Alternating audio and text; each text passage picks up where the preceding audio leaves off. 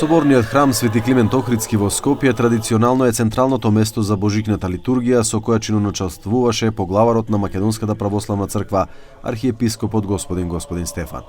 Голем број на граѓани присуствуваа на литургијата со цел да го одбележат големиот христијански празник.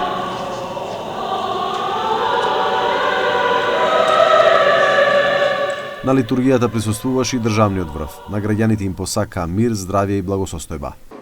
Јас не видов денеска намуртен човек, сите се насмејани и сите си ветуваат сами себе си дека од денеска па натамо ќе бидат уште подобри, ќе го гледаат кај другиот најдоброто, ќе го потикнуваат кај другиот доброто, ќе трагаат по светлината, односно ќе трагаат по Бога во себе.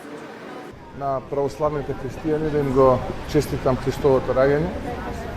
Христос се роди, вистина се роди, а на сите граѓани да им посакам пред се здравје и среќа и мир во домот. Тоа е она кое што ни е потребно и тоа е она кое што мислам дека е важно во годината која што следи. Во мое лично име и во име на сите пратеници ја изразувам желбата овој празник да донесе мир, здравје и благосостојба во вашите семејства. Нека овој период послужи како поттик за заедничка одговорност, разбирање и граѓанска соработка. На литургијата присуствуваше и председателот на опозицијската СДСМ Венко Филипче. Посакувам мирни празници, посакувам весели празници на сите верници кои денес овој празник го празнуваат. Ова е традиционален повод да се собере семејството, да се соберат најблиските, да се покаже почит, да се покаже грижа.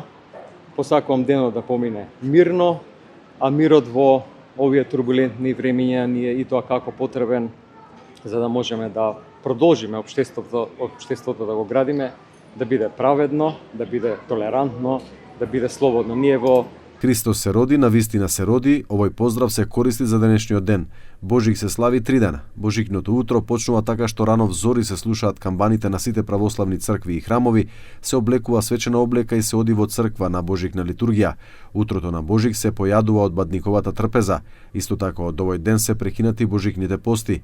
Семејствата со помали деца наутро после појадокот се приготвуваат и заминуваат на гости кај своите најблиски. Според верувањата, целта на овој празник е да се поврзат луѓето на овој ден со Бога и со своите најблиски.